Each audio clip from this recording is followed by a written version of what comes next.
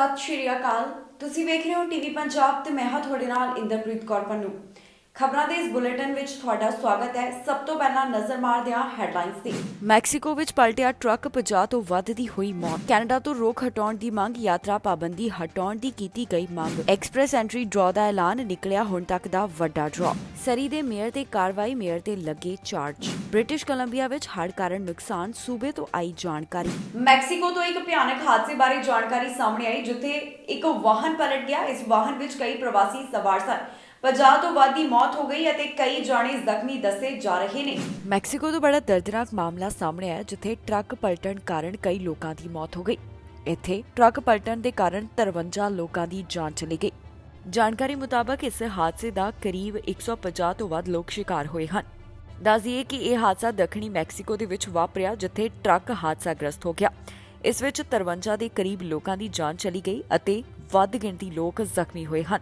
ਜਿਹੜੇ ਲੋਕ ਇਸ ਹਾਦਸੇ ਦਾ ਸ਼ਿਕਾਰ ਹੋਏ ਉਹ ਮੱਧ ਅਮਰੀਕਾ ਤੋਂ ਆਏ ਪ੍ਰਵਾਸੀ ਦੱਸੇ ਗਏ। ਇਸ ਬਾਰੇ ਅਧਿਕਾਰੀਆਂ ਵੱਲੋਂ ਜੋ ਜਾਣਕਾਰੀ ਸਾਂਝੀ ਕੀਤੀ ਗਈ, ਇਸ ਵਿੱਚ ਉਨ੍ਹਾਂ ਵੱਲੋਂ ਦੱਸਿਆ ਗਿਆ ਕਿ ਟ੍ਰੇਲਰ ਗੈਰ ਕਾਨੂੰਨੀ ਤੌਰ ਤੇ ਪ੍ਰਵਾਸੀਆਂ ਨੂੰ ਲੈ ਕੇ ਜਾ ਰਿਹਾ ਸੀ, ਜਿਸ ਦੌਰਾਨ ਉਹ ਹਾਦਸੇ ਦਾ ਸ਼ਿਕਾਰ ਹੋ ਗਿਆ। ਜਿਹੜੇ ਪ੍ਰਵਾਸੀ ਇਸ ਹਾਦਸੇ ਦੇ ਵਿੱਚ ਪ੍ਰਭਾਵਿਤ ਹੋਏ ਹਨ, ਉਨ੍ਹਾਂ ਵਿੱਚੋਂ ਜ਼ਿਆਦਾਤਰ ਮੱਧ ਅਮਰੀਕਾ ਤੋਂ ਦੱਸੇ ਗਏ ਨੇ। ਇਸ ਘਟਨਾ ਦੇ ਬਾਰੇ ਜੋ ਹੋਰ ਜਾਣਕਾਰੀ ਸਾਹਮਣੇ ਆ ਰਹੀ ਹੈ, ਉਸ ਵਿੱਚ ਦੱਸਿਆ ਗਿਆ ਕਿ ਕਾਰਗੋ ਕੰਟੇਨਰ ਵੱਖ ਹੋ ਕੇ ਉਲਟ ਗਿਆ। ਇਹ ਮਾਮਲਾ ਸਾਹਮਣੇ ਆਉਣ ਤੋਂ ਬਾਅਦ ਮੈਕਸੀਕੋ ਦੇ ਰਾਸ਼ਟਰਪਤੀ ਵੱਲੋਂ ਵੀ ਆਪਣੇ ਵਿਚਾਰ ਦੱਸੇ ਗਏ। ਉਨ੍ਹਾਂ ਵੱਲੋਂ ਇਸ ਨੂੰ ਕਾਫੀ ਦਰਦਨਾਕ ਘਟਨਾ ਦੱਸਿਆ ਹੈ। ਇੱਥੇ ਦੱਸਣਯੋਗ ਹੈ ਕਿ ਇਸ ਤਰ੍ਹਾਂ ਦਾ ਇੱਕ ਮਾਮਲਾ ਪਹਿਲਾਂ ਵੀ ਸਾਹਮਣੇ ਆ ਚੁੱਕਿਆ ਹੈ, ਜਿੱਥੇ ਪ੍ਰਵਾਸੀਆਂ ਨੂੰ ਲੈ ਕੇ ਜਾਣ ਵਾਲਾ ਵਾਹਨ ਹਾਦਸੇ ਦਾ ਸ਼ਿਕਾਰ ਹੋਇਆ ਸੀ। ਕੋਰੋਨਾ ਵਾਇਰਸ ਦਾ ਨਵਾਂ ਰੂਪ ਸਾਹਮਣੇ ਆਉਣ ਤੋਂ ਬਾਅਦ ਕੈਨੇਡਾ ਵੱਲੋਂ ਕਾਰਵਾਈ ਕਰਦਿਆਂ ਕਈ ਦੇਸ਼ਾਂ ਤੋਂ ਆਉਣ ਵਾਲੇ ਯਾਤਰੀਆਂ ਤੇ ਰੋਕ ਲਗਾ ਦਿੱਤੀ। ਜਿਹੜੇ ਅਫਰੀਕੀ ਦੇਸ਼ਾਂ ਨਾਲ ਅਜਿਹਾ ਕੀਤਾ ਗਿਆ, ਹੁਣ ਉਹ ਦੇਸ਼ ਮੰਗ ਕਰ ਰਹੇ ਨੇ ਕਿ ਕੈਨੇਡਾ ਯਾਤਰਾ ਪਾਬੰਦੀਆਂ ਹਟਾ ਦੇਵੇ ਤੇ ਵੈਕਸੀਨੇਸ਼ਨ ਇਕੁਇਟੀ ਵੱਲ ਉਹਨਾਂ ਨੂੰ ਧਿਆਨ ਦੇਣਾ ਚਾਹੀਦਾ ਹੈ। ਕੈਨੇਡਾ ਵੱਲੋਂ ਕੋਰੋਨਾ ਵਾਇਰਸ ਦਾ ਨਵਾਂ ਰੂਪ ਸਾਹਮਣੇ ਆਉਣ ਤੋਂ ਬਾਅਦ ਕਈ ਅਫਰੀਕਨ ਦੇਸ਼ਾਂ ਉੱਪਰ ਯਾਤਰਾ ਪਾਬੰਦੀ ਲਗਾ ਦਿੱਤੀ ਗਈ। ਹੁਣ ਇਹਨਾਂ ਦੇਸ਼ਾਂ ਵੱਲੋਂ ਮੰਗ ਕੀਤੀ ਜਾ ਰਹੀ ਹੈ ਕਿ ਕੈਨੇਡਾ ਇਸ ਉਡਾਨਾਂ ਦੇ ਉੱਪਰ ਲਗਾਈ ਗਈ ਰੋਕ ਨੂੰ ਵਾਪਸ ਲਵੇ। ਇਸ ਤੋਂ ਇਲਾਵਾ ਵੈਕਸੀਨ ਇਕੁਇਟੀ ਉੱਪਰ ਧਿਆਨ ਦੇਣ ਵਾਸਤੇ ਕਿਹਾ ਗਿਆ ਹੈ। ਦਰਅਸਲ ਕੈਨੇਡਾ ਵੱਲੋਂ ਕੁਝ ਦੇਸ਼ਾਂ ਉੱਪਰ ਜੋ ਯਾਤਰਾ ਪਾਬੰਦੀ ਲਗਾਈ ਗਈ ਹੈ, ਉਸ ਤੋਂ ਬਾਅਦ black scientist task force on vaccine equity ਦੇ ਚੇਅਰ ਵੱਲੋਂ ਆਪਣੇ ਵਿਚਾਰ ਸਾਂਝੇ ਕਰਦਿਆਂ ਕਿਹਾ ਗਿਆ ਕਿ ਫੈਡਰਲ ਸਰਕਾਰ ਨੂੰ ਯਾਤਰਾ ਪਾਬੰਦੀਆਂ ਹਟਾਉਣੀਆਂ ਚਾਹੀਦੀਆਂ ਨੇ। ਹੁਣ ਕਈ ਦੇਸ਼ਾਂ ਤੋਂ ਆਉਣ ਵਾਲੇ ਯਾਤਰੀਆਂ ਉੱਪਰ ਕੋਰੋਨਾ ਵਾਇਰਸ ਦੇ ਨਵੇਂ ਰੂਪ ਨੂੰ ਧਿਆਨ ਵਿੱਚ ਰੱਖਦਿਆਂ ਫੈਡਰਲ ਸਰਕਾਰ ਵੱਲੋਂ ਪਾਬੰਦੀ ਲਗਾਈ ਗਈ ਹੈ। ਹੁਣ ਇਸ ਪਾਬੰਦੀ ਵਿੱਚ ਰਾਹਤ ਦੇਣ ਦੀ ਮੰਗ ਕੀਤੀ ਜਾ ਰਹੀ ਹੈ। ਜ਼ਿਕਰਯੋਗ ਹੈ ਕਿ ਸਾਊਥ ਅਫਰੀਕੀ ਦੇਸ਼ਾਂ ਤੋਂ ਕੋਰੋਨਾ ਵਾਇਰਸ ਦਾ ਨਵਾਂ ਰੂਪ ਸਾਹਮਣੇ ਆਇਆ, ਜਿਸ ਨੂੰ ਓਮਿਕਰੌਨ ਵੇਰੀਐਂਟ ਦਾ ਨਾਮ ਦਿੱਤਾ ਗਿਆ ਹੈ। ਇਸ ਵੇਰੀਐਂਟ ਨੂੰ ਲੈ ਕੇ WHO ਵੱਲੋਂ ਆਪਣੇ ਵਿਚਾਰ ਵੀ ਸਾਂਝੇ ਕੀਤੇ ਗਏ ਨੇ, ਪਰ ਕੈਨੇਡਾ ਵਿੱਚ ਇਸ ਨੂੰ ਲੈ ਕੇ ਚਿੰਤਾ ਵੀ ਦੇਖਣ ਨੂੰ ਮਿਲ ਰਹੀ ਹੈ। ਜਦੋਂ ਇਹ ਵੇਰੀਐਂਟ ਸਾਹਮਣੇ ਆਇਆ ਤਾਂ ਬਾਕੀ ਦੇਸ਼ਾਂ ਵਾਂਗ ਕੈਨੇਡਾ ਵੱਲੋਂ ਵੀ ਯਾਤਰਾ ਸੰਬੰਧੀ ਸਖਤੀ ਕੀਤੀ ਗਈ, ਪਰ ਇਸ ਬਾਰੇ ਹੁਣ ਲਗਾਤਾਰ ਮੰਗ ਕੀਤੀ ਜਾ ਰਹੀ ਹੈ ਕਿ ਕੈਨੇਡਾ ਵੱਲੋਂ ਇਸ ਰੋਕ ਨੂੰ ਹਟਾ ਦੇਣਾ ਚਾਹੀਦਾ ਹੈ। ਜਾਣਕਾਰੀ ਮੁਤਾਬਕ ਕੈਨੇਡਾ ਵੱਲੋਂ ਕੋਵੈਕਸ ਦੇ ਜ਼ਰੀਏ ਕਈ ਮਿਲੀਅਨ ਡੋਜ਼ਜ਼ ਦਾਨ ਕੀਤੀਆਂ ਜਾਣਗੀਆਂ। 5 ਦਸੰਬਰ ਤੱਕ ਕੈਨੇਡਾ ਵੱਲੋਂ 9.1 ਮਿਲੀਅਨ ਡੋਜ਼ਜ਼ ਸ਼ਿਪ ਕੀਤੀਆਂ ਗਈਆਂ। ਹੁਣ ਇਸ ਬਾਰੇ ਕੈਂਟੀ ਦਾ ਕਹਿਣਾ ਹੈ ਕਿ ਕੈਨੇਡਾ ਨੂੰ ਇਸ ਵੈਕਸੀਨ ਦੇ ਵਾਅਦੇ ਦੇ ਨਾਲ-ਨਾਲ ਯਾਤਰਾ ਸੰਬੰਧੀ ਪਾਬੰਦੀਆਂ ਵੀ ਹਟਾ ਦੇਣੀਆਂ ਚਾਹੀਦੀਆਂ ਨੇ। ਇਮੀਗ੍ਰੇਸ਼ਨ ਵਿਭਾਗ ਵੱਲੋਂ express entry PNP specific draw ਦਾ ਐਲਾਨ ਕੀਤਾ ਗਿਆ। ਇਹ ਹੁਣ ਤੱਕ ਦਾ ਸਭ ਤੋਂ ਵੱਡਾ ਡਰਾਅ ਹੈ, ਜਿਸ ਵਿੱਚ 1000 ਤੋਂ ਵੱਧ ਇਨਵੀਟੇਸ਼ਨ ਜਾਰੀ ਕੀਤੇ ਗਏ। ਆਮ ਤੌਰ ਤੇ ਜਿਹੜੇ PNP ਸਪੈਸੀਫਿਕ ਡਰਾਅ ਕੱਢੇ ਜਾਂਦੇ ਨੇ, ਉਸ ਵਿੱਚ 1000 ਤੋਂ ਥੱਲੇ ਉਮੀਦਵਾਰਾਂ ਨੂੰ ਇਨਵੀਟੇਸ਼ਨ ਦਿੱਤੇ ਜਾਂਦੇ ਨੇ, ਪਰ ਹੁਣ ਜਿਹੜਾ ਡਰਾਅ ਕੱਢਿਆ ਗਿਆ, ਇਸ ਵਿੱਚ ਰਿਕਾਰਡ ਤੋੜ ਉਮੀਦਵਾਰਾਂ ਨੂੰ ਇਨਵੀਟੇਸ਼ਨ ਹਾਸਲ ਹੋਏ। IRCC ਵੱਲੋਂ ਹੁਣ ਤੱਕ ਦੇ ਵੱਡੇ express entry PNP specific draw ਦਾ ਐਲਾਨ ਕੀਤਾ ਗਿਆ, ਜਿਸ ਵਿੱਚ ਕਈ ਉਮੀਦਵਾਰਾਂ ਨੂੰ ਇਨਵੀਟੇਸ਼ਨ ਜਾਰੀ ਕੀਤੇ ਗਏ। ਇਮੀਗ੍ਰੇਸ਼ਨ ਵਿਭਾਗ ਵੱਲੋਂ ਇਸ ਡਰਾਅ ਦਾ ਐਲਾਨ 10 ਦਸੰਬਰ ਨੂੰ ਕੀਤਾ ਗਿਆ, ਜਿਸ ਵਿੱਚ 1032 ਉਮੀਦਵਾਰਾਂ ਦੀ ਕਿਸਮਤ ਜਾਗੀ ਹੈ। ਦੱਸ ਦਈਏ ਕਿ 2015 ਤੋਂ immigration, refugees and citizenship Canada ਵੱਲੋਂ ਹੁਣ ਤੱਕ 38 PNP ਸਪੈਸੀਫਿਕ ਡਰਾਅ ਕੱਢੇ ਗਏ। ਇਨ੍ਹਾਂ ਡਰਾਅਜ਼ ਦੇ ਵਿੱਚ ਅਕਸਰ 1000 ਤੋਂ ਘੱਟ ਇਨਵੀਟੇਸ਼ਨ ਦਿੱਤੇ ਜਾਂਦੇ ਹਨ, ਪਰ 10 ਦਸੰਬਰ ਨੂੰ ਹੁਣ ਤੱਕ ਦਾ ਵੱਡਾ PNP ਸਪੈਸੀਫਿਕ ਡਰਾਅ ਕੱਢਿਆ ਗਿਆ। ਇਸ ਤੋਂ ਪਹਿਲਾਂ ਜੋ ਜੂਨ 23 ਨੂੰ ਡਰਾਅ ਐਲਾਨ ਕੀਤਾ ਗਿਆ ਸੀ, ਉਸ ਵਿੱਚ 1002 ਇਨਵੀਟੇਸ਼ਨ ਦਿੱਤੇ ਗਏ, ਪਰ ਇਸ ਵਾਰ ਦੇ ਡਰਾਅ ਵਿੱਚ 1032 ਸੱਦੇ ਜਾਰੀ ਕੀਤੇ ਗਏ ਹਨ। ਸਤੰਬਰ ਮਹੀਨੇ ਤੋਂ IRCC ਵੱਲੋਂ PNP ਸਪੈਸੀਫਿਕ ਡਰਾਅ ਹੀ ਕੱਢੇ ਜਾ ਰਹੇ ਹਨ। ਕੈਨੇਡੀਅਨ ਐਕਸਪੀਰੀਅੰਸ ਕਲਾਸ ਡਰਾਅ ਦਾ ਸਤੰਬਰ ਮਹੀਨੇ ਤੋਂ ਲੈ ਕੇ ਹੁਣ ਤੱਕ ਅਜੇ ਕੋਈ ਵੀ ਐਲਾਨ ਨਹੀਂ ਕੀਤਾ ਗਿਆ। ਇਸ ਤੋਂ ਪਹਿਲਾਂ ਜੋ ਪੀਐਨਪੀ ਸਪੈਸੀਫਿਕ ਡਰਾ ਕੱਢਿਆ ਗਿਆ ਸੀ ਉਸ ਵਿੱਚ ਆਈਆਰਸੀਸੀ ਵੱਲੋਂ 613 ਉਮੀਦਵਾਰਾਂ ਨੂੰ ਇਨਵੀਟੇਸ਼ਨ ਦਿੱਤੇ ਗਏ, ਜਿਸ ਵਾਸਤੇ ਉਹਨਾਂ ਨੂੰ 737 ਸਕੋਰਸ ਦੀ ਜ਼ਰੂਰਤ ਸੀ। ਜਾਣਕਾਰੀ ਲਈ ਦੱਸ ਦਈਏ ਕਿ 27 ਅਕਤੂਬਰ ਤੱਕ ਜੋ ਜਾਣਕਾਰੀ ਸਾਂਝੀ ਕੀਤੀ ਗਈ ਉਸ ਮੁਤਾਬਕ 1,38,000 ਐਕਸਪ੍ਰੈਸ ਐਂਟਰੀ ਲਿੰਕਡ ਪ੍ਰੋਗਰਾਮਸ ਦਾ ਬੈਕਲੌਗ ਦੱਸਿਆ ਗਿਆ ਹੈ। ਡਾਟਾ ਦੇ ਮੁਤਾਬਕ ਸਤੰਬਰ ਅਤੇ ਅਕਤੂਬਰ ਮਹੀਨੇ ਮੁਤਾਬਕ ਆਈਆਰਸੀਸੀ ਵੱਲੋਂ 1,700 ਪੀਐਨਪੀ ਐਪਲੀਕੇਸ਼ਨਸ ਹਰ ਮਹੀਨੇ ਪ੍ਰੋਸੈਸ ਕੀਤੀਆਂ ਜਾ ਰਹੀਆਂ ਹਨ। ਪੈਂਡੈਮਿਕ ਤੋਂ ਲੈ ਕੇ ਹੁਣ ਤੱਕ ਕੈਨੇਡਾ ਵੱਲੋਂ 34 ਪੀਐਨਪੀ ਸਪੈਸੀਫਿਕ ਐਕਸਪ੍ਰੈਸ ਐਂਟਰੀ ਡਰਾ ਕੱਢੇ ਗਏ, ਜਿਨ੍ਹਾਂ ਵਿੱਚ ਕੁੱਲ 18,817 ਉਮੀਦਵਾਰਾਂ ਨੂੰ ਪੀਆਰ ਵਾਸਤੇ ਅਪਲਾਈ ਕਰਨ ਦਾ ਮੌਕਾ ਦਿੱਤਾ ਗਿਆ ਹੈ। ਇਸ ਤੋਂ ਇਲਾਵਾ ਕੈਨੇਡਾ ਵੱਲੋਂ 27 ਕੈਨੇਡੀਅਨ ਐਕਸਪੀਰੀਅੰਸ ਕਲਾਸ ਡਰਾ ਵੀ ਕੱਢੇ ਗਏ, ਜਿਸ ਵਿੱਚ ਕੁੱਲ 1,33,868 ਇਨਵੀਟੇਸ਼ਨ ਦਿੱਤੇ ਗਏ। ਇਸ ਤੋਂ ਇਲਾਵਾ 11 ਡਰਾ ਅਜਿਹੇ ਵੀ ਕੱਢੇ ਗਏ ਜਿਸ ਵਿੱਚ ਸਾਰੇ ਪ੍ਰੋਗਰਾਮ ਤਹਿਤ ਐਕਸਪ੍ਰੈਸ ਐਂਟਰੀ ਉਮੀਦਵਾਰਾਂ ਨੂੰ ਇਨਵੀਟੇਸ਼ਨ ਦਿੱਤੇ ਗਏ। ਇਸ ਵਿੱਚ federal skilled level worker programme ਵੀ ਸ਼ਾਮਿਲ ਹੈ। ਹੁਣ ਦੂਜੇ ਪਾਸੇ ਇਹ ਵੀ ਉਮੀਦ ਕੀਤੀ ਜਾ ਰਹੀ ਹੈ ਕਿ ਹੋ ਸਕਦਾ ਹੈ ਕਿ ਆਉਣ ਵਾਲੇ ਦਿਨਾਂ ਦੇ ਵਿੱਚ ਵੀ ਇਸ ਤਰ੍ਹਾਂ ਦਾ ਕੋਈ ਹੋਰ ਵੱਡਾ ਡਰਾ ਕੱਢਿਆ ਜਾਵੇ ਜਾਂ ਇਮੀਗ੍ਰੇਸ਼ਨ ਵਿਭਾਗ ਵੱਲੋਂ 13 ਫਰਵਰੀ ਵਰਗਾ ਕੋਈ ਸਰਪ੍ਰਾਈਜ਼ ਦਿੱਤਾ ਜਾ ਸਕਦਾ ਹੈ, ਜਦੋਂ ਇੱਕੋ ਵਾਰ ਵਿੱਚ 27,332 ਉਮੀਦਵਾਰਾਂ ਨੂੰ ਇਨਵੀਟੇਸ਼ਨ ਦਿੱਤੇ ਗਏ ਸਨ। ਸਰੀ ਤੋਂ ਵੱਡੀ ਖਬਰ ਸਾਹਮਣੇ ਆਈ, ਜਿੱਥੇ ਸਰੀ ਦੇ ਮੇਅਰ ਉੱਪਰ ਕਾਰਵਾਈ ਕੀਤੀ ਗਈ ਹੈ। ਦਰਅਸਲ ਇੱਕ ਮਾਮਲੇ ਦੇ ਸੰਬੰਧ ਵਿੱਚ ਸਰੀ ਦੇ ਮੇਅਰ ਨੂੰ ਚਾਰਜ ਕੀਤਾ ਗਿਆ। ਉਹਨਾਂ ਨੂੰ ਪਬਲਿਕ ਮਿਸਚੀਫ ਦੇ ਚੱਲਦਿਆਂ ਚਾਰਜ ਕੀਤਾ ਗਿਆ। ਕੀ ਹੈ ਪੂਰੀ ਜਾਣਕਾਰੀ ਤੁਹਾਨੂੰ ਦੱਸਾਂਗੇ ਅਸੀਂ ਇਸ ਖਬਰ ਵਿੱਚ। ਸਰੀ ਤੋਂ ਵੱਡੀ ਖਬਰ ਸਾਹਮਣੇ ਆਈ ਹੈ, ਜਿੱਥੇ ਸਰੀ ਦੇ ਮੇਅਰ ਡਗ ਮੈਕੈਲਮ ਨੂੰ ਚਾਰਜ ਕੀਤਾ ਗਿਆ। ਸਰੀ ਦੇ ਮੇਅਰ ਤੇ ਪਬਲਿਕ ਮਿਸਚੀਫ ਦਾ ਚਾਰਜ ਲਗਾਇਆ ਗਿਆ। ਹੁਣ ਜਲਦ ਹੀ ਉਹਨਾਂ ਦੀ ਕੋਰਟ ਦੇ ਵਿੱਚ ਪੇਸ਼ੀ ਹੋਣ ਵਾਲੀ ਹੈ। ਇਸ ਬਾਰੇ ਜੋ ਜਾਣਕਾਰੀ ਸਾਹਮਣੇ ਆਈ ਹੈ ਉਸ ਮੁਤਾਬਕ ਉਹਨਾਂ ਦੀ ਪਹਿਲੀ ਸਰੀ ਪ੍ਰੋਵਿੰਸ਼ੀਅਲ ਕੋਰਟ ਦੇ ਵਿੱਚ 25 ਜਨਵਰੀ ਨੂੰ ਪੇਸ਼ੀ ਹੋਣ ਜਾ ਰਹੀ ਹੈ। ਸਰੀ ਦੇ ਮੇਅਰ ਉੱਪਰ ਇਹ ਚਾਰਜ ਸਪੈਸ਼ਲ ਪ੍ਰੋਸੀਕਿਊਟਰ ਵੱਲੋਂ ਅਪਰੂਵ ਕੀਤੇ ਗਏ ਹਨ। ਦਰਅਸਲ ਇਹ ਮਾਮਲਾ 4 ਸਤੰਬਰ ਦੀ ਘਟਨਾ ਨਾਲ ਜੁੜਿਆ ਹੋਇਆ ਹੈ, ਜੋ ਕਿ ਸਰੀ ਵਿੱਚ ਵਾਪਰੀ ਸੀ। ਇਸ ਦੌਰਾਨ ਸਰੀ ਆਰਸੀਐਮਪੀ ਸਮਰਥਕਾਂ ਦੇ ਨਾਲ ਉਹਨਾਂ ਦੀ ਕਿਸੇ ਗੱਲ ਨੂੰ ਲੈ ਕੇ ਬਹਿਸ ਹੋ ਗਈ ਸੀ। ਸਰੀ ਦੇ ਮੇਅਰ ਵੱਲੋਂ ਕਿਹਾ ਗਿਆ ਕਿ ਉਹਨਾਂ ਦੇ ਪੈਰ ਤੋਂ ਗੱਡੀ ਲੰਘਾਈ ਗਈ।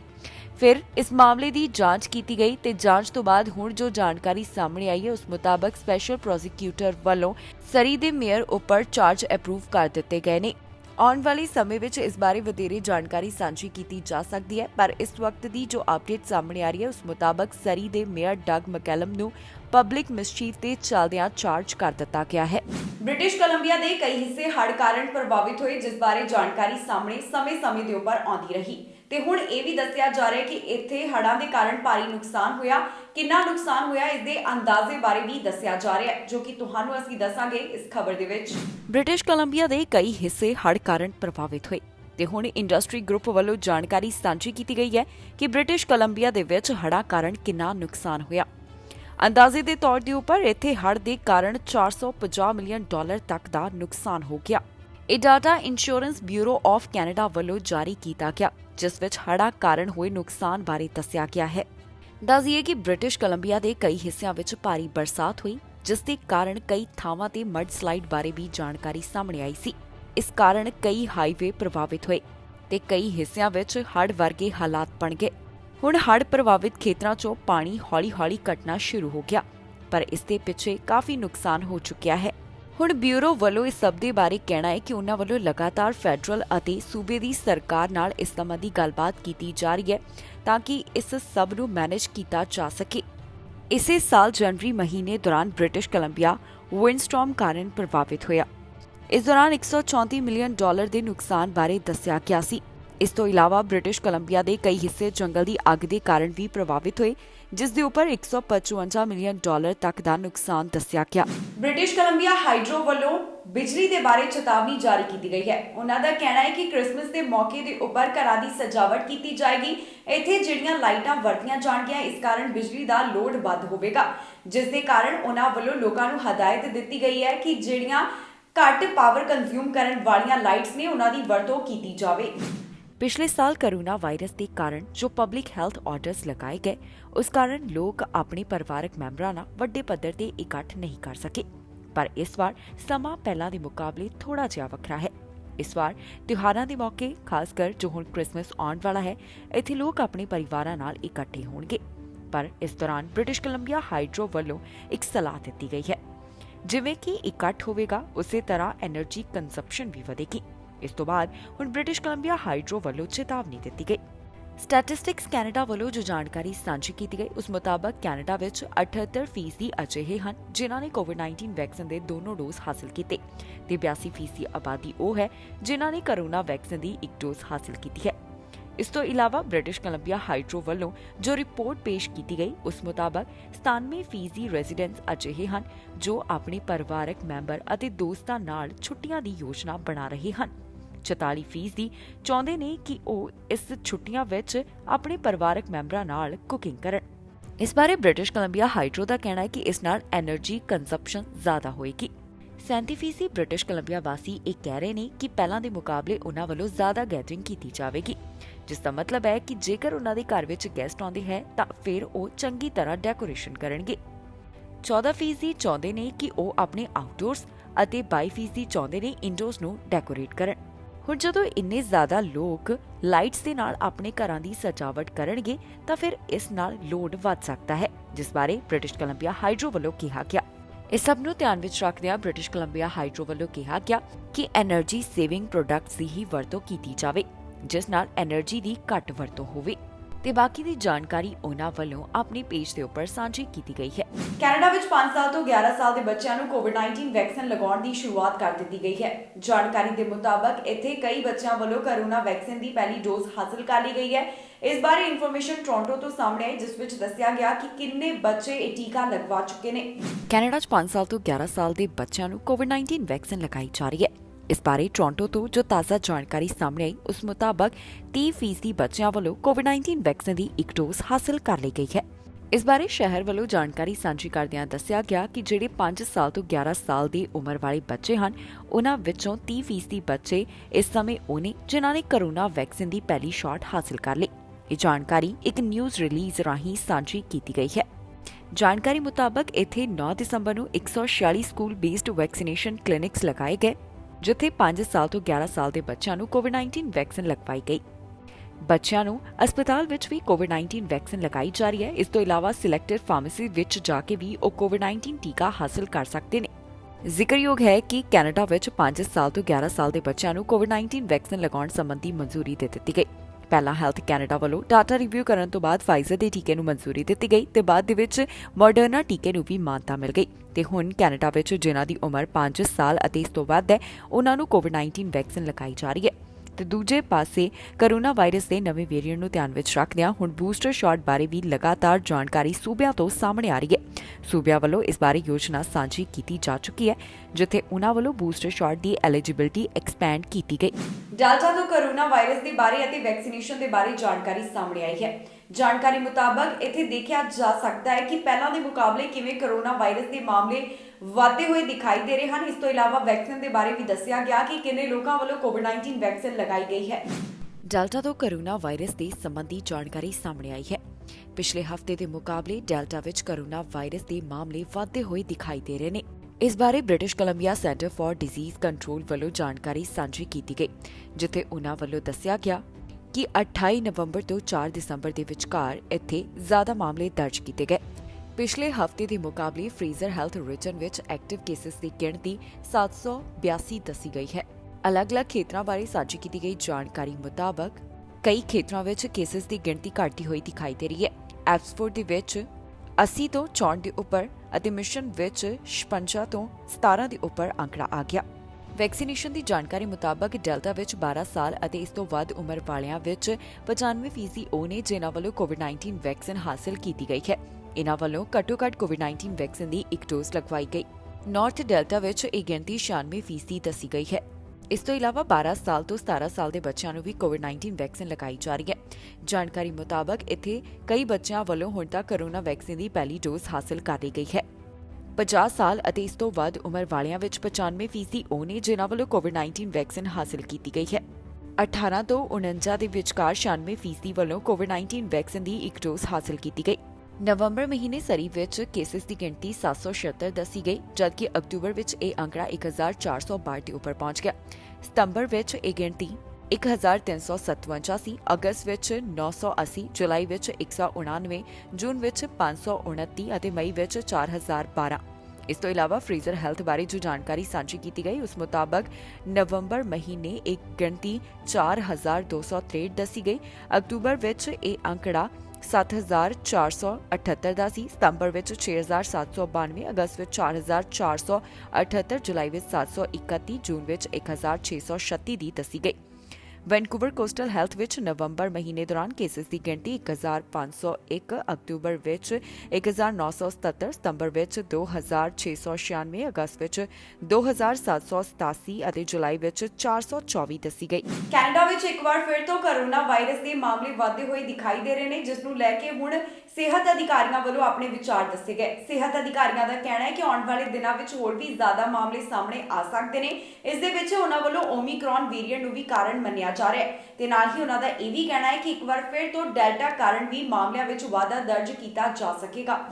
ਕੈਨੇਡਾ ਵਿੱਚ ਇੱਕ ਵਾਰ ਫਿਰ ਤੋਂ ਕੋਰੋਨਾ ਵਾਇਰਸ ਦੇ ਮਾਮਲੇ ਵੱਧ ਸਕਦੇ ਹਨ। ਮਾਹਰਾਂ ਵੱਲੋਂ ਇਸ ਨੂੰ ਲੈ ਕੇ ਚੇਤਾਵਨੀ ਦਿੱਤੀ ਗਈ। ਦਰਅਸਲ ਜੋ ਨਵੀਂ ਮਾਡਲਿੰਗ ਸਾਹਮਣੇ ਆ ਰਹੀ ਹੈ ਉਸ ਮੁਤਾਬਕ ਕੋਰੋਨਾ ਦੇ ਕੇਸਾਂ ਵਿੱਚ ਕੈਨੇਡਾ ਅੰਦਰ ਇੱਕ ਵਾਰ ਫਿਰ ਤੋਂ ਵਾਧਾ ਦੇਖਿਆ ਜਾ ਸਕਦਾ ਹੈ। ਮਾਹਰਾਂ ਦਾ ਕਹਿਣਾ ਹੈ ਕਿ ਓਮਿਕਰੌਨ ਵੇਰੀਐਂਟ ਦੇ ਕਾਰਨ ਕੇਸਿਸ ਦੇ ਵਿੱਚ ਵਾਧਾ ਦਰਜ ਕੀਤਾ ਜਾ ਸਕਦਾ ਹੈ। Public health agency of Canada ਵੱਲੋਂ ਜਾਣਕਾਰੀ ਸਾਂਝੀ ਕਰਦਿਆਂ ਦੱਸਿਆ ਗਿਆ ਕਿ ਨਵੀਂ ਕੋਵਿਡ ਮਾਡਲਿੰਗ ਅਨੁਸਾਰ ਆਉਣ ਵਾਲੇ ਕੁਝ ਹਫ਼ਤਿਆਂ ਦੌਰਾਨ ਰੋਜ਼ਾਨਾ ਦਰਜ ਕੀਤੇ ਜਾਣ ਵਾਲੇ ਕੋਰੋਨਾ ਕੇਸ ਵੱਧ ਸਕਦੇ ਹਨ। ਹਾਲਾਂਕਿ ਇਸ ਬਾਰੇ ਅਜੇ ਸਪਸ਼ਟ ਜਾਣਕਾਰੀ ਤਾਂ ਸਾਂਝੀ ਨਹੀਂ ਕੀਤੀ ਗਈ ਕਿ ਭਵਿੱਖ ਵਿੱਚ ਕਿੰਨੇ ਕੇਸ ਵੱਧ ਦਰਜ ਕੀਤੇ ਜਾਣਗੇ, ਪਰ ਹੈਲਥ ਏਜੰਸੀ ਮੁਤਾਬਕ ਰੋਜ਼ਾਨਾ 3000 ਤੋਂ ਵੱਧ ਕੇਸਿਸ ਸਾਹਮਣੇ ਆ ਸਕਦੇ ਹਨ। ਹੁਣ ਜੋ ਕੋਰੋਨਾ ਵਾਇਰਸ ਦਾ ਨਵਾਂ ਰੂਪ ਸਾਹਮਣੇ ਆਇਆ, ਇਸ ਬਾਰੇ ਹੈਲਥ ਏਜੰਸੀ ਦਾ ਕਹਿਣਾ ਹੈ ਕਿ ਆਉਣ ਵਾਲੇ ਦਿਨਾਂ ਵਿੱਚ ਇਸ ਦੇ ਕਾਰਨ ਕੈਨੇਡਾ ਵਿੱਚ ਕੇਸਿਸ ਵੱਧ ਦਰਜ ਕੀਤੇ ਜਾ ਸਕਦੇ ਹਨ। ਏਜੰਸੀ ਮੁਤਾਬਕ ਓਮਿਕਰੌਨ ਵਾਇਰਸ ਦੀ ਵਧੇਰੇ ਤੇਜ਼ੀ ਨਾਲ ਫੈਲਣ ਦੀ ਸੰਭਾਵਨਾ ਅਤੇ ਵੈਕਸੀਨੇਸ਼ਨ ਦੇ ਅਸਰ ਵਿੱਚ ਘਾਟ ਹੋਣ ਕਾਰਨ ਹੁਣ ਕੇਸਿਸ ਵੱਧ ਸਕਦੇ ਹਨ। ਫਿਲਹਾਲ ਅਜੇ ਸਭ ਨੂੰ ਲੈ ਕੇ ਰਿਵਿਊ ਕੀਤਾ ਜਾ ਰਿਹਾ ਹੈ। ਦੱਸ ਦਈਏ ਕਿ 9 ਦਸੰਬਰ ਤੱਕ ਕੈਨੇਡਾ ਵਿੱਚ ਓਮਿਕਰੌਨ ਦੇ 87 ਦੇ ਕਰੀਬ ਮਾਮਲੇ ਸਾਹਮਣੇ ਆ ਚੁੱਕੇ ਹਨ। ਇਸ ਤੋਂ ਇਲਾਵਾ ਹੈਲਥ ਏਜੰਸੀ ਵੱਲੋਂ ਲਗਾਤਾਰ ਡੈਲਟਾ ਵੇਰੀਐਂਟ ਬਾਰੇ ਵੀ ਵਿਚਾਰ ਸਾਂਝੇ ਕੀਤੇ ਜਾ ਰਹੇ ਹਨ। ਉਨ੍ਹਾਂ ਵੱਲੋਂ ਕਿਹਾ ਜਾ ਰਿਹਾ ਹੈ ਕਿ ਡੈਲਟਾ ਵੇਰੀਐਂਟ ਦੇ ਉੱਪਰ ਵੀ ਨਜ਼ਰ ਲਗਾਤਾਰ ਬਣਾਈ ਹੋਈ ਹੈ। ਦੱਸ ਦਈਏ ਕਿ ਕੈਨੇਡਾ ਦੇ ਕਈ ਹਿੱਸਿਆਂ ਵਿੱਚ ਸਕੂਲਾਂ ਤੋਂ ਵੀ ਲਗਾਤਾਰ ਆਊਟਬ੍ਰੇਕ ਦੇ ਮਾਮਲੇ ਸਾਹਮਣੇ ਆ ਰਹੇ ਹਨ। ਓਨਟਾਰੀਓ ਤੋਂ ਵੀ ਲਗਾਤਾਰ ਇਸ ਬਾਰੇ ਜਾਣਕਾਰੀ ਸਾਂਝੀ ਕੀਤੀ ਜਾ ਰਹੀ ਹੈ ਕਿ ਕਿਵੇਂ ਕਈ ਸਕੂਲ ਆਊਟਬ੍ਰੇਕ ਦੇ ਕਾਰਨ ਬੰਦ ਕਰਨੇ ਪੈ ਗਏ। ਹੁਣ ਜਿਨ੍ਹਾਂ ਵੱਲੋਂ ਕੋਵਿਡ-19 ਵੈਕਸੀਨ ਨਹੀਂ ਲਗਾਈ ਗਈ ਉਹਨਾਂ ਨੂੰ ਅਪੀਲ ਕੀਤੀ ਜਾ ਰਹੀ ਹੈ ਕਿ ਜਲਦ ਉਹ ਵੀ ਕੋਰੋਨਾ ਵੈਕਸੀਨ ਹਾਸਲ ਕਰ ਲੈਣ ਤਾਂ ਕਿ ਵਾਇਰਸ ਦੇ ਫੈਲਾਅ ਨੂੰ ਅਤੇ ਨਵੇਂ ਵੇਰੀਐਂਟ ਦੇ ਫੈਲਾਅ ਨੂੰ ਰੋਕਿਆ ਜਾ ਸਕੇ। ਸਰੀ ਤੋਂ ਵੈਕਸੀਨ ਬਾਰੇ ਜਾਣਕਾਰੀ ਸਾਹਮਣੇ ਆ ਰਹੀ ਹੈ, ਜਿਸ ਵਿੱਚ ਦੱਸਿਆ ਜਾ ਰਿਹਾ ਹੈ ਕਿ ਕਿਵੇਂ ਪਹਿਲਾਂ ਦੇ ਮੁਕਾਬਲੇ ਹੁਣ ਜ਼ਿਆਦਾ ਲੋਕ ਕੋਵਿਡ-19 ਵੈਕਸੀਨ ਹਾਸਲ ਕਰ ਰਹੇ ਨੇ। ਵੱਡਿਆਂ ਦੇ ਮੁਕਾਬਲੇ ਬੱਚਿਆਂ ਵਿੱਚ ਵੀ ਵੈਕਸੀਨ ਹਾਸਲ ਕਰਨ ਦੇ ਲਈ ਉਤਸ਼ਾਹ ਦੇਖਿਆ ਜਾ ਸਕਦਾ ਹੈ। ਹੁਣ ਕਿਹੜੇ ਹਿੱਸੇ ਵਿੱਚ ਕਿੰਨੇ ਲੋਕਾਂ ਵੱਲੋਂ ਕੋਵਿਡ-19 ਵੈਕਸੀਨ ਹਾਸਲ ਕੀਤੀ ਗਈ ਦੱਸਾਂਗੇ ਤੁਹਾਨੂੰ ਇਸ ਖਬਰ ਵਿੱਚ। ਸਰੀ ਵਿੱਚ 5 ਸਾਲ ਤੋਂ 11 ਸਾਲ ਵਾਲਿਆਂ ਨੂੰ ਕੋਵਿਡ-19 ਵੈਕਸੀਨ ਲਗਾਈ ਜਾ ਰਹੀ ਹੈ। ਇੱਥੇ 4 ਦਿਨਾਂ ਦੌਰਾਨ ਹੀ ਇਸ ਉਮਰ ਵਰਗ ਵਿੱਚ ਵੈਕਸੀਨ ਨੂੰ ਲੈ ਕੇ 2% ਦਾ ਵਾਧਾ ਦਰਜ ਕੀਤਾ ਗਿਆ। ਇਸ ਬਾਰੇ BCCDC ਵੱਲੋਂ ਜਾਣਕਾਰੀ ਸਾਂਝੀ ਕੀਤੀ ਗਈ, ਜਿਸ ਵਿੱਚ ਉਹਨਾਂ ਨੇ 9 ਕਮਿਊਨਿਟੀਜ਼ ਬਾਰੇ ਦੱਸਿਆ। BCCDC ਵੱਲੋਂ North Surrey, Whalley, Guildford, West Newton, East Newton, Fleetwood, Cloverdale, Panorama ਅਤੇ ਸਾਊਥ ਸਰੀ ਵਿੱਚ ਇਸ ਸਮੇਂ ਜੋ ਵੈਕਸੀਨੇਸ਼ਨ ਰੇਟ ਹੈ ਉਸ ਬਾਰੇ ਦੱਸਿਆ ਗਿਆ। ਇਹ ਵੈਕਸੀਨੇਸ਼ਨ ਰੇਟ 5 ਸਾਲ ਤੋਂ 11 ਸਾਲ ਵਾਲਿਆਂ ਲਈ ਦੱਸਿਆ ਗਿਆ ਹੈ। ਜਾਣਕਾਰੀ ਮੁਤਾਬਕ ਨਾਰਥ ਸਰੀ ਵਿੱਚ 4%, ਵੈਲੀ ਵਿੱਚ 3%, ਗਿਲਫੋਰਡ ਵਿੱਚ 5%, ਵੈਸਟ ਨਿਊਟਨ ਵਿੱਚ 2%, ਈਸਟ ਨਿਊਟਨ ਵਿੱਚ 2%, ਫਲੀਟਵੁੱਡ ਵਿੱਚ 5%, ਕਲੋਵਰਡੇਲ ਵਿੱਚ 5%, ਪੈਨੋਰਾਮਾ ਵਿੱਚ 5%, ਸਾਊਥ ਸਰੀ ਵਿੱਚ 4% ਵੱਲੋਂ ਕੋਵਿਡ-19 ਵੈਕਸੀਨ ਹਾਸਲ ਕੀਤੀ ਗਈ ਹੈ। ਇਸ ਦਾ ਮਤਲਬ ਹੈ ਕਿ ਇਸ ਉਮਰ ਵਰਗ ਨਾਲ ਸੰਬੰਧਿਤ 3.9% ਵੱਲੋਂ ਕੋਵਿਡ-19 ਵੈਕਸੀਨ ਦੀ ਇੱਕ ਡੋਜ਼ ਹਾਸਲ ਕੀਤੀ ਗਈ ਹੈ। ਇਸ ਤੋਂ ਇਲਾਵਾ 12 ਸਾਲ ਅਤੇ ਇਸ ਤੋਂ ਵੱਧ ਉਮਰ ਵਾਲਿਆਂ ਚੋਂ ਨਾਰਥ ਸਰੀ ਅੰਦਰ 90%, ਵੈਲੀ ਵਿੱਚ 93%, ਗਿਲਫੋਰਡ ਦੇ ਵਿੱਚ 87%, ਵੈਸਟ ਨਿਊਟਨ 'ਚ 95%, ਈਸਟ ਨਿਊਟਨ ਵਿੱਚ 95%, ਫਲੀਟਵੁੱਡ ਦੇ ਵਿੱਚ 92%, ਕਲੋਵਰਡੇਲ ਵਿੱਚ 90%, ਪੈਨੋਰਾਮਾ ਵਿੱਚ 94%, ਸਾਊਥ ਸਰੀ ਵਿੱਚ 99% ਵੱਲੋਂ ਕੋਵਿਡ-19 ਵੈਕਸੀਨ ਦੀਆਂ ਦੋਨੋਂ ਡੋਜ਼ ਹਾਸਲ ਕੀਤੀਆਂ ਗਈਆਂ। ਸਰੀ ਵਿੱਚ 12 ਸਾਲ ਅਤੇ ਇਸ ਤੋਂ ਵੱਧ ਉਮਰ ਵਾਲਿਆਂ ਵਿੱਚ 91.7% ਫੁੱਲੀ ਵੈਕਸੀਨੇਟਡ ਹਨ ਤੇ 95.2% ਉਹ ਨੇ ਜਿਨ੍ਹਾਂ ਵੱਲੋਂ ਕੋਵਿਡ-19 ਵੈਕਸੀਨ ਦੀ ਇੱਕ ਡੋਜ਼ ਹਾਸਲ ਕੀਤੀ ਗਈ ਹੈ। ਇਸ ਤੋਂ ਇਲਾਵਾ ਜੋ ਵੈਕਸੀਨੇਸ਼ਨ ਰੇਟ 18 ਸਾਲ ਅਤੇ ਇਸ ਤੋਂ ਵੱਧ ਉਮਰ ਵਾਲਿਆਂ ਲਈ ਦੱਸਿਆ ਗਿਆ ਉਸ ਮੁਤਾਬਕ ਨਾਰਥ ਸਰੀ ਅੰਦਰ 91%, ਵੈਲੀ 'ਚ 94%, ਗਿਲਫੋਰਡ ਦੇ ਵਿੱਚ 88%, ਵੈਸਟ ਨਿਊਟਨ 'ਚ 96%, ਈਸਟ ਨਿਊਟਨ 'ਚ 95%, ਫਲੀਟਵੁੱਡ 'ਚ 93%, ਕਲੋਵਰਡੇਲ 'ਚ 90%, ਪੈਨਾਰੋਮਾ 'ਚ 94%, ਸਾਊਥ ਸਰੀ ਵਿੱਚ 90% ਆਬਾਦੀ ਵੱਲੋਂ ਕੋਵਿਡ-19 ਵੈਕਸੀਨ ਦੇ ਦੋਨੋਂ ਡੋਜ਼ ਹਾਸਲ ਕੀਤੇ ਗਏ ਹਨ। ਇੱਥੇ 18 ਸਾਲ ਅਤੇ ਇਸ ਤੋਂ ਵੱਧ ਉਮਰ ਵਾਲਿਆਂ ਵਿੱਚੋਂ 92.3% ਵੱਲੋਂ ਕੋਵਿਡ-19 ਵੈਕਸੀਨ ਦੇ ਦੋਨੋਂ ਡੋਜ਼ ਹਾਸਲ ਕੀਤੇ ਗਏ। ਓਨਟਾਰੀਓ ਵਿੱਚ ਹੁਣ 1000 ਤੋਂ ਜ਼ਿਆਦਾ ਮਾਮਲੇ ਸਾਹਮਣੇ ਆ ਰਹੇ ਨੇ, ਜਿਸ ਤੋਂ ਬਾਅਦ ਲਗਾਤਾਰ ਨਵੀਆਂ ਹਦਾਇਤਾਂ ਜਾਰੀ ਕੀਤੀਆਂ ਜਾ ਰਹੀਆਂ ਨੇ।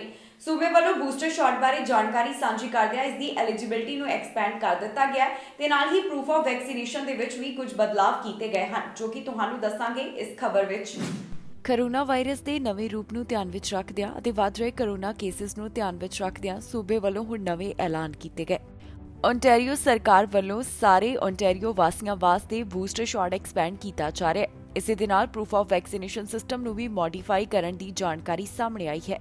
ਦੱਸ ਦਈਏ ਕਿ ਓਨਟਾਰੀਓ ਵਿੱਚ ਕੋਰੋਨਾ ਵਾਇਰਸ ਦੇ ਕੇਸਿਸ ਵਧਣ ਲੱਗੇ ਨੇ, ਜਿਸ ਤੋਂ ਬਾਅਦ ਹੁਣ ਚਿੰਤਾ ਦਾ ਪ੍ਰਗਟਾਵਾ ਕੀਤਾ ਜਾ ਰਿਹਾ ਹੈ। ਜੋ ਬਦਲਾਅ ਸੂਬੇ ਵੱਲੋਂ ਕੀਤੇ ਗਏ ਉਸ ਮੁਤਾਬਕ ਓਨਟਾਰੀਓ ਵੱਲੋਂ ਡਿਜੀਟਲ ਜਾਂ ਫਿਰ ਪ੍ਰਿੰਟਡ QR ਕੋਡਸ ਨੂੰ ਪ੍ਰੂਫ ਆਫ ਵੈਕਸੀਨੇਸ਼ਨ ਸਿਸਟਮ ਦਾ ਜ਼ਰੂਰੀ ਹਿੱਸਾ ਬਣਾਇਆ ਜਾ ਰਿਹਾ ਹੈ। ਇਸੇ ਵਿੱਚ ਵੈਰੀਫਾਈ ਓਨਟਾਰੀਓ ਐਪ ਨੂੰ ਵੀ ਸ਼ਾਮਿਲ ਕੀਤਾ ਗਿਆ। ਸੂਬੇ ਦਾ ਕਹਿਣਾ ਹੈ ਕਿ ਵੈਕਸੀਨ ਰਿਸਿਪਟ ਦੇ ਮੁਕਾਬਲੇ QR ਕੋਡ ਜ਼ਿਆਦਾ ਸੁਰੱਖਿਅਤ ਹਨ। ਹੁਣ ਇਸ ਪ੍ਰੋਵਿੰਸ ਵਿੱਚ 20 ਦਸੰਬਰ ਤੋਂ 12 ਸਾਲ ਤੋਂ 17 ਸਾਲ ਵਾਲਿਆਂ ਲਈ ਵੀ ਪ੍ਰੂਫ ਆਫ ਵੈਕਸੀਨੇਸ਼ਨ ਨੂੰ ਜ਼ਰੂਰੀ ਕੀਤਾ ਜਾ ਰਿਹਾ ਹੈ, ਜਿੱਥੇ ਹੁਣ ਕਈ ਗਤੀਵਿਧੀਆਂ ਦਾ ਹਿੱਸਾ ਬਣਨ ਵਾਸਤੇ 12 ਤੋਂ 17 ਸਾਲ ਵਾਲਿਆਂ ਨੂੰ ਵੀ ਪ੍ਰੂਫ ਆਫ ਵੈਕਸੀਨੇਸ਼ਨ ਦਿਖਾਉਣਾ ਹੋਵੇਗਾ। ਇਸ ਤੋਂ ਇਲਾਵਾ ਸੂਬੇ ਤੋਂ ਹੋਰ ਕਿਹੜੀ ਜਾਣਕਾਰੀ ਸਾਹਮਣੇ ਆ ਰਹੀ ਹੈ, ਆਓ ਤੁਹਾਨੂੰ ਸੁਣਾਉਂਦੇ ਹਾਂ। Take action to protect the progress we have made and fight against COVID-19 and reduce COVID-19 transmission. This is why the province is introducing several measures that will introduce and strengthen our proof of vaccination requirements and enhance public health and workplace measures. C'est pourquoi la province introduit plusieurs mesures qui renforceront les exigences provinciales liées à la preuve de vaccination et accroîtront les mesures de santé publique et de sécurité au travail.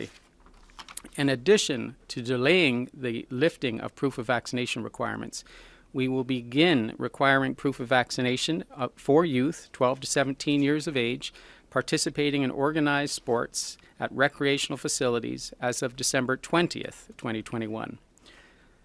En plus de retarder la levée des exigences liées à la preuve de vaccination, nous allons commencer à exiger à compter de 20 décembre 2021 une preuve de vaccination aux jeunes de 12 à 17 ans qui participent à des sports organisés dans des installations récréatives. And beginning on January 4th, individuals will be required the use of the enhanced vaccine certificate and the Verify Ontario app in settings where proof of vaccination is required. We are further strengthening the verification process for medical or clinical trial exemptions and providing a COVID-19 vaccine certificate with QR code.